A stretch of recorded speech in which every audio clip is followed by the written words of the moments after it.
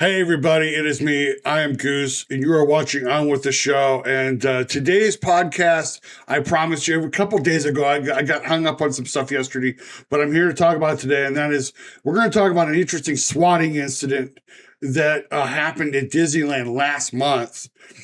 And some people are thinking that the swatting incident kind of led to the ramifications of some new rules that are now going on at the Disney parks. But I think they've been talking about or thinking about these rules for a while. So I don't know if the swatting incident had anything to do with these new rules, but I do think there is a correlation there. And we're going to get into this. So just hold on for a second. I'm going to switch on over to the OBS and we're going to get this show started. So rather than go to a article about this, we're going to go straight to NBC4 Los Angeles to talk about this, because straight from the source itself. And again, I'm sorry for the audio, but this is about the best I got it. So we'll just get things going here. And 3 swatting calls in just 24 hours. It happened across LA. 3 swatting calls. First at a mall, then a theme park, and then at a home. NBC4's Michelle Baez is live in Anaheim with the timeline of the calls and also the investigation into who made them, Michelle. So the good news, no one was hurt. The bad news, could this be an alarming trend here? So swatting is when someone calls police with a fake crime, a hoax, to, then a huge police presence, a huge police response it results in that. Yesterday there were at least 3 swatting calls, one of them at Disneyland, all linked to 2 popular live streamers. Oh, wow. Let's start with the most recent one in Fullerton just before midnight here. Police swarmed a home after getting a call about a man with a gun. Nothing was found and police left. Hours earlier, though, it's just a random internet guy that just swatted us. this was before 10 p.m. A disturbing call sent many officers to Disneyland, the theme park, still open at the time, still very busy. The park was never evacuated, and the call was deemed to be a false alarm. And before both of those swatting calls... Oh, wow.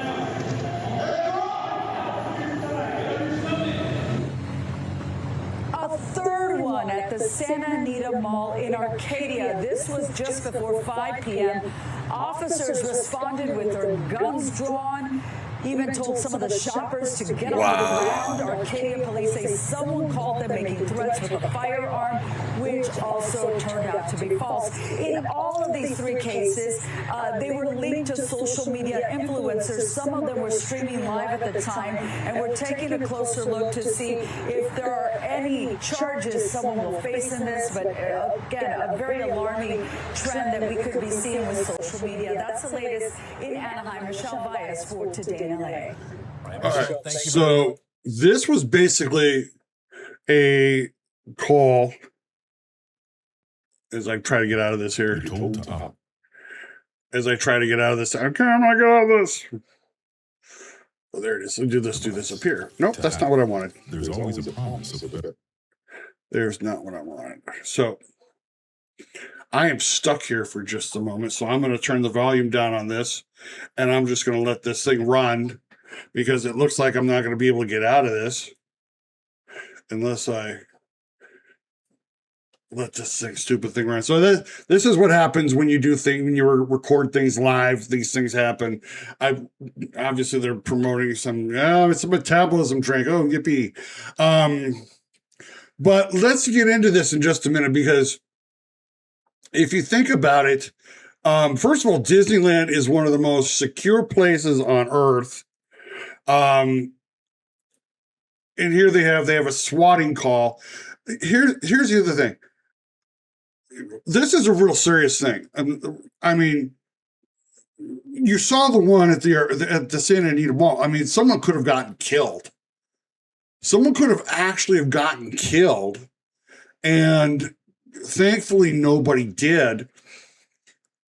But somebody, I think, eventually we need to figure out how to get these people who call in these SWAT calls we need to find some way of getting them arrested, getting them some really severe jail time, because again, what would have happened if one of these officers had accidentally shot and killed somebody? We saw the live streamer. I can't remember the name of the live streamer from Kick. I don't follow Kick. I just don't. It's not one of the things that I actually do. But, a lot of people are like, they're kind of like, a lot of these streamers and influencers are starting to wear on the people, the guests that go to the park. Mostly because, they make it all about them. They kind of, disrupt other things in the park. I mean, there have been times where we've gone to the parks and we're looking around and we're trying to find, some way of where we need to go, because now we're on our phone. Luckily for us, only one person in our party is allowed to be on their phone. So because they're the ones that's doing all the, the lighting lanes and getting all the stuff taken care of. So the rest of us we rely on one person, which is usually Maddie. But this is serious. The idea that, these SWAT calls go out, and luckily no one's had gotten hurt. But it does come down to what happens if someone did get hurt. This is kind of serious. And Disneyland is one place where, I mean, I've read dozens of stories where people have accidentally tried to come into the park and with their firearm or a knife, and they don't even get into the gate. They basically just they get to security, and it's like, I mean, I remember one story. It was like the guy turned around and said, "Hey, honey, did you leave my Glock in the car?" And no, it's right there in the bag. And then, of course, what happens is they can't get in. I don't remember if they even got arrested, but it's just like this is the kind of foolishness that's going to eventually get someone killed, and it needs to be stopped. It needs to be stopped, with some serious jail time on somebody. Anyway, but it did kind of trigger something, because people started wondering if these influencers and these live streamers, are there going to be any reprimands, anything is going to happen.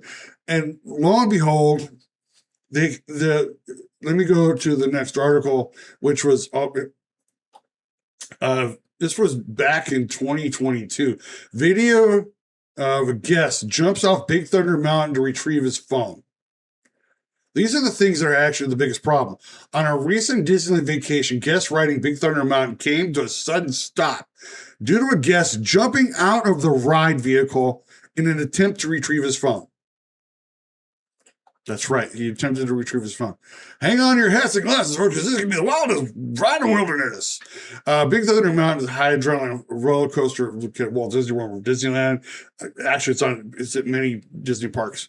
And so what happened was, in a recent trip, Disneyland guests had to evacuate Big Thunder Mountain after a guest decided to jump out of the moving ride vehicle in an attempt to retrieve his phone. Yep.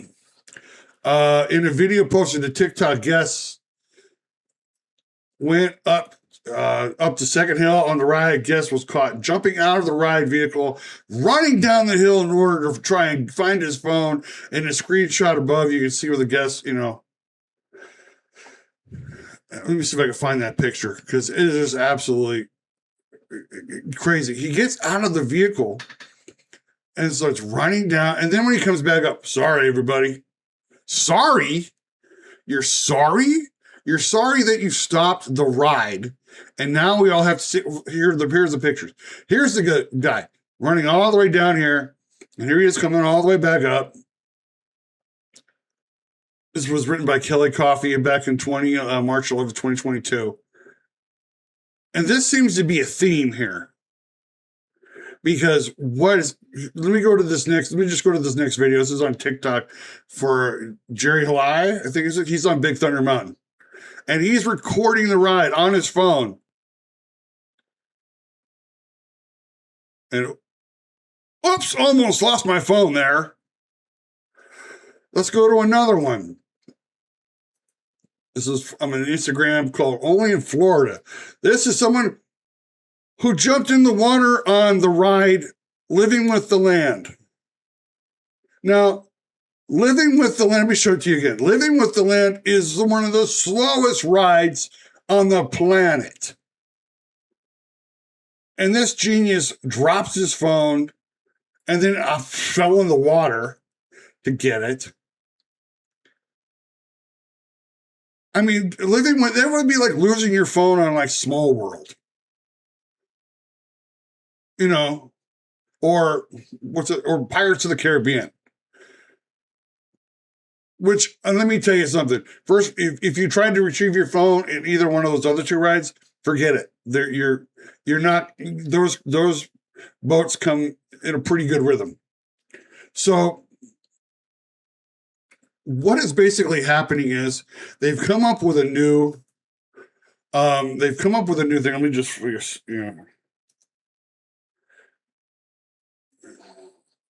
for a thing here, stow it, don't show it. So let me just bring that up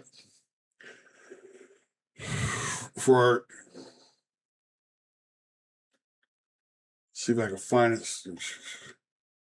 Maybe I have to type it up a little more. Disney. Because Disney is now coming up with a new thing with people's phones. And that is, here it is, the street. Disney quietly cracks down on common tech item. Theme park workers have been instructed to conduct visual checks before riders board. This was written on the 14th, which was a week ago.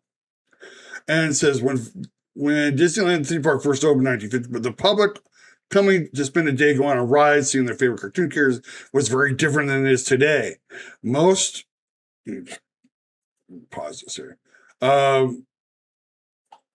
Most U.S. families live on a single income, came in the early. So, with the massive technological advancements that came in the next 7 decades, have brought what would eventually grow into a theme park empire that has grown to. Yeah, because here's the thing: Disney doesn't want to they don't want to get rid of this because technically they don't, because they like the streamers and they like the influencers, and because it's free advertising for Disney. It basically is. But for the last 20 years, Disney has relied on the stow it, don't show it policy for cell phones on fast-moving rides at Disneyland and California Adventure parks, roller coasters, Radiator Springs Racers, and a credit coaster, Big Thunder Mountain. Guests are reminded to put the phones away or loose items and don't come out during the ride.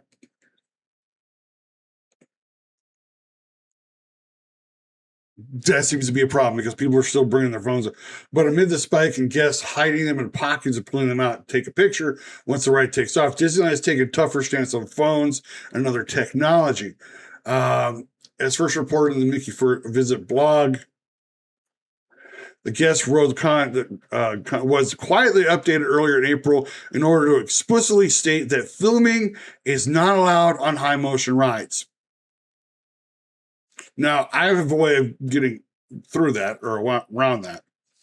An internal staff memo now instructs Disney workers at rides to approach guests.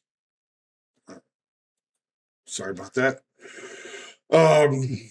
Waiting in line to remind them of phone ban and conduct the last visual check for phones before setting in motion. If they see a phone, they will tell the rider to put it away and not start the ride until they do. While phones are the most common offending item, the same policy also applies to other loose items such as water bottles, hats, backpacks, mouse ears. Some park goers have already nicknamed the new policy the Stanley ban. Due to the Stanley is the biggest, due to the popular brand of oversized drinking cups that have become a common sight in the parks. Disney has shared 13% of Disneyland ride shutdowns in 25 fiscal year were caused by incidents of guest behavior. That is the number, which increased from 10% in the previous year, includes primarily incidents dropping items while the ride is in motion. So, and this is from here. This is from The Street, written by Veronica Bandarenko, the senior writer there. And let me just show you what it is we're doing. So I'm going to get out of the OBS. I'm going to show you what's going on and this is going to be something that I think is going to force a lot of people to, think about how they're going to film their Disney experience from here. So just hold on. Let me switch out of the OBS and we'll get moving. So what is going on here is the fact that people are taking out their phones and they're holding them out like this to get themselves, or even, I remember being on Big Thunder Mountain a few years ago where a guy was in front of us holding his phone out like this to get the people behind him on Big Thunder, and he was holding it in his hand. He was holding it in his hand. Not like any kind of like, because let me show you, I have my GoPro here. I have it on a nice little tripod, a handheld tripod. I can lengthen it out. I can pop it down. I can sit it down. Gets video that way. I sometimes will hold, and I usually have a very good hold on my tripod or my whatever you want to do it once it clicks back. I also have, and let me take my hat off because I have to show it to you like this. I also have a nice little thing here where it's like a headband. And this gets great POV shots. Sits right above my glasses here. I tilt it just enough, and I'm able to take these on, some rides, like living with the land. I don't need to have my phone out. I can sit there and I can just turn my head and I can record video at the same time. Great POV. I've gotten great ride video and show videos for fireworks and the American Adventure and, a lot of other shows just sitting there with this thing on my head. It does sometimes get a little heavy. I have to adjust it sometimes, but this is a great, however, when I was going to use this on the Tron Light Cycle in Magic Kingdom, I couldn't use it, but I have another little thing here. Now, you would think that people would get wise and figure out how to do this, right? Because why would you want to lose your phone trying to get video of you on a ride? So I have this nice little thing here. It is a shoulder harness. You stand up a little bit. See? Look at that. The camera strap's right there. I wore this on Tron Light Cycle. Sat in the back because it's a seating arrangement. There's a seat back there where you can sit, and you can sit right down, and I have the camera here, and I got great footage. And so I think what they're going to do here from here on out with Disney is that they are going to require people, if you're going to take a camera out, they're going to require you to have it somehow stabilized on your body. I don't think that's a bad idea. In fact, I think it's the best idea forever. Because if you think about it, what would happen if I'm filming myself like this and I hit a bump and, we've already seen people lose their phone. If you lose your phone on Living with the Land, then you have more issues than just holding onto your phone. I'm just going to be completely blunt. That ride goes so slow. I don't know how anybody can just, my phone, unless you were like pulling it out to get a selfie of yourselves and it fell in the water. But even then, I like to have this. I have a little thing where I even have this on a little tripod that I can hold. I'm not holding it in my hand like this. This is ridiculous. This just causes all kind of, what's going to happen, and here's what I think has been, because I was scared that when we were on Big Thunder Mountain a few years ago, when that guy had it in his hand like this, catching the footage of the people behind him, what would have happened if he hit a bump and his phone flew out of his hand and hit me in the face? Or hit my wife in the face? Or hit one of my kids in the face? What would have happened? I will tell you for sure one thing would happen. I would not give that guy his phone back. I would get a cast member and say, this guy's had this phone out and he flew out, hit me in the face, or hit my wife in the face. Here's his phone.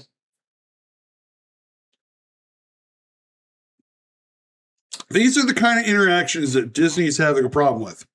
Because if you drop, and they were talking about Mickey and Minnie's Runaway Railway, and that one runs. It's a trackless ride that runs on sensors. You drop something on the ground there, it's going to get run over. It's going to halt all. It's going to stop the entire ride. Rise of the Resistance, same thing. Remy's Ratatouille Adventure, same thing. You accidentally drop your camera, your phone on the ground. In that instance, it's going to cause even more problems because one of those ride vehicles is just going to get up and underneath it. It's going to scrunch it. It's going to stop everything. And then they're going to have to spend the day getting your phone out from underneath the ride vehicle. And then you will have shut the ride down for the day. For you to be irresponsible enough to hold your phone out and then you lose it, and then like that idiot did, got up and ran down to. I remember witnessing one guy. I can't remember what it was. Which it was one of those. I want to say it was Grizzly River Run or Cali River Rapids. One of those two rides. One's in California Adventure and one is in Animal Kingdom. But it's a big ass raft ride. You know, the circle rafts that you sit in. And this moron was standing up taking his picture in the raft while it's going up. And they're like, they had to stop everything. While this moron was like told, sit your ass back down and put your phone in your pocket. You know, the only way that this complicates things for live streamers, and I mean, trust me, they already have enough issues with live streamers telling them that, you know, first of all, don't block traffic. Don't do anything that's going to cause, you know, problems for other guests. I mean, that just gets you an instant ban. So you might as well just not. But let's be honest here, you know, so if you're going to film stuff, you know, and I can't understand why some people, I saw one live streamer, he was basically in a cage. I don't know how, because he had the phone he was live streaming with here. He had the phone, he could see the live stream with here, and he's got a long 12-foot cord dragging on the ground, which I'm like, that's going to cause problems. But he wasn't doing anything but just walking around and going on rides and, you know. And I was just like, I don't know why he's got a cord dragging on the ground like that, but that's going to cause issues. Someone's going to eventually tell him to put that away. Sorry, punched my desk. But the only thing it's going to cause a problem with is you know, for streamers and influencers, is that they're going to eventually have to use actual cameras rather than their phones. I know it'll cause, you know, they'll be like, oh, they'll whine and they'll cry and be like, oh, I don't want to spend all that money. You make all that money anyway. Just, you know how much my GoPros cost me? They were like $400 each. They weren't that much. I think you could spare, you know, $400, but then I won't be able to live stream. I'll have to. Well, then you'll figure something else out. You know. You will eventually have to figure something because, you know, I agree with Disney in a sense that I think certain live streamers and influencers need to be kind of be told, like, you can't, why is this thing shaking so much? You can't be, but you have to be just kind of be more or less careful. You have to be more respectful to those who are there because we've all spent a lot of money to be there. So you might as well just be respectful to everybody. But at the same time, you know, Disney has to do what they have to do in order to make sure the guest experience for everybody is enjoyable. And I think that they're going to take the next steps where they're going to actually start. I wouldn't be surprised if they started taking phones away from people. if that's what it's going to come down to. I think that just might happen. Anyway, I've said enough on this topic. Thank you so much for watching the podcast today. If you haven't already, go down to this and subscribe to the channel. Bang the bell for notifications. Bang, bang, bang the bell for notifications. You always know when new videos are uploaded. Give me a big like on the video. It does help me with the algorithm, and it does tell me that these are the kind of topics that you want me to cover. Share this out to your friends, family, and neighbors. Let them know what I'm doing over here On With The Show. And do me a favor. Leave me a comment. Let me know what you think about this topic today. Do you think that they're going to, I'm sure people are going to continue to, pull their phones out and continue to, be stupid on Rise. But what do you think Disney's going to do about that? You think they're going to get stricter? Or do you think they're going to maybe, kind of turn a maybe blind eye if, because we're getting all this free publicity? Plus, let me know and I really want to know this.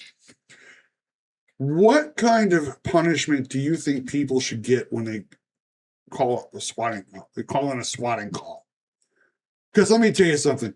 If they can figure out from a 911 call where you're calling from without knowing the address, they should be able to figure out where these swatters are calling from. And I think we need to get something. What are the punishments we should give these guys? I want to know. I know what I would do, but I want to hear from you guys.